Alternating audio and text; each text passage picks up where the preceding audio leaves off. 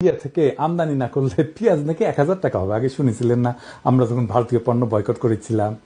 India থেকে আমদানি হওয়ার পরেও 7 বছর আগে পেঁয়াজ 450 টাকা কেজি কিন্তু খাইছি আমরা। মনে আছে নাকি ভুলে গেছেন? ভারত ছাড়াই পেঁয়াজ খাচ্ছি এখন 35 টাকায়, ভারত ছাড়া আলু খাচ্ছি 16 টাকায়, ভারত ছাড়া টমেটো খাচ্ছি 15 টাকায়।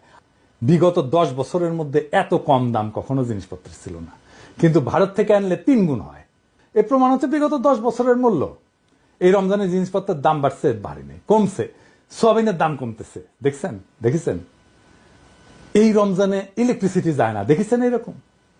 আর খালি শুনিচ্ছেন না দেশে নাকি আইন শৃঙ্খলার অবনতি হচ্ছে, কিন্তু বাস্তবতা কি তাই? নাকি আমরা এতদিন চুপ ছিলাম বলে অন্যায়গুলো চোখে পড়েনি? শেখ হাসিনার শাসনে মানুষকে এতটাই ভীত করে রাখা হয়েছিল যে কেউ মুখ খুলতে সাহস পেত না। মনে হয়তো সব ঠিক আছে, কারণ আমাদের ভয় দেখায় রাখা হয়েছিল। আজ একটা মেয়ের অভিমান নিয়ে কটূক্তি করা দেশ জুড়ে আলোড়ন হয়েছে। কেন? কারণ মানুষ এখন আর ভয় পায় না। কেউ তাকে রাতের অন্ধকারে তুলে নিয়ে যায় না, আয়না ঘরে ঢুকায় না, পিটাইতে পিটাইতে মেরে ফেলে না, ছাত্রলীগের সন্ত্রাসীরা হামলা করে না, পোস্ট বুঝতে বাধ্য করে না, ডিজিটাল সিকিউরিটি আইনে মামলা হয় না। অথচ হাসিনার আমলে নোয়াখালীতে ধানের শীষে ভোট দেওয়ার অপরাধে এক নারীকে গণধর্ষণ করা হয়েছিল না? প্রতিবাদ হয়েছিল। ধরেন এই ওড়না নিয়ে কটূক্তির ঘটনা যদি হাসিনার আমলে করতো, তখন কেউ থানায় যেতে পারতো? মামলা নিতে কি পুলিশ রাজি হইতো? বরং বেশি বাড়াবাড়ি করলে জামাত শিবির বানিয়ে জেলে ঢুকাই দেওয়া হইতো। তখন আমরা চুপ থাকতাম, দেখতাম দেশে শান্তি আছে। যতক্ষণ না অন্যায়টা নিজের উপরে আসে ততক্ষণ কেউ টের পায় না কতটা নিঃশব্দে অত্যাচার চলতেছে। আজ বলা হচ্ছে দেশ অস্থিতিশীল, কিন্তু এটাই তো জীবনের স্বাভাবিক ধারা। মনে আছে জগন্নাথ বিশ্ববিদ্যালয়ে খাদিজার কথা?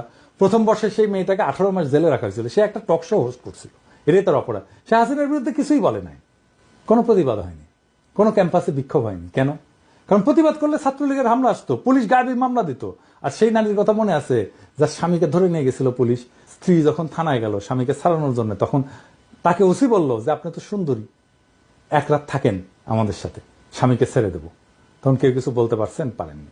কোথাও কোনো প্রতিক্রিয়া হয়েছে? হয়নি। একজন রোজদার নারীকে ধর্ষণ করতে করতে হত্যা করলো র্যাবের আলেপুদ্দিন। আমরা জানতে পারছি বহু বছর পর। স্বামী চুপ ছিল, বলে নাই ভয়ে। যদি তাকে গুম করে ফেলা হয় তখন দেশে কোনো গন্ডগোল হয়নি, কোনো বিচার হয়নি। তাই কি তখন দেশ ভালো ছিল? যদি কোনো সমস্যা না থাকায় স্থিতিশীলতার চিহ্ন হয়, তাহলে পৃথিবীর সবচেয়ে শান্তিপূর্ণ দেশ হচ্ছে উত্তর কোরিয়া, যেখানে কেউ কথা বলতে পারে না, প্রতিবাদ করতে পারে না, সরকার যা বলে সেটাই চূড়ান্ত। আজ বহু বছর পর মানুষ কথা বলতে পারতেছে, প্রতিবাদ করতে পারতেছে, বিচার চাইতে পারতেছে। কেউ হিজাব খুলতে বললে নারী তার অপমানের বিরুদ্ধে রুখে দাঁড়াচ্ছে। অথচ এখন কিছু মানুষ আফসোস করতেছে, আগের আমলেই তো ভালো ছিলাম। আপনারা কি সত্যি শান্তি চান? তাহলে উত্তর কোরিয়ার মতো কবরে যায় শান্তি খুঁজেন না। গণতান্ত্রিক দেশে মত পার্থক্য থাকবে, আন্দোলন হবে, বিচার হবে, বিচার চাওয়া হবে। হাসিনার তৈরি করা নিঃশব্দ গোরস্থানে আর ফিরে যাওয়ার দরকার নাই তো।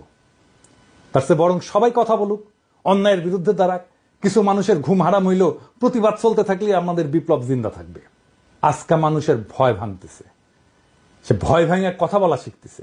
আজ অন্যায়ের বিরুদ্ধে দাঁড়ানোর সাহস দেখাইতেছে। এটাই সত্যিকারের পরিবর্তন। এই সাহসের আগুন যেন কখনো নিভা না যায়। আমাদের কণ্ঠ যেন আর কোন শাসকের রক্তচক্ষুর সামনে থাইমা না যায়। প্রতিবাদ যেন কোনো ক্ষমতাবানের লাঠির আঘাতে স্তব্ধ না হয়। মনে রাখবেন, সংগ্রাম ছাড়া স্বাধীনতা টিকে না। তাই ভয় ভুলে যান, কথা বলেন, প্রতিবাদ করেন। কবরের শান্তি না, জীবনের উৎসব চাই।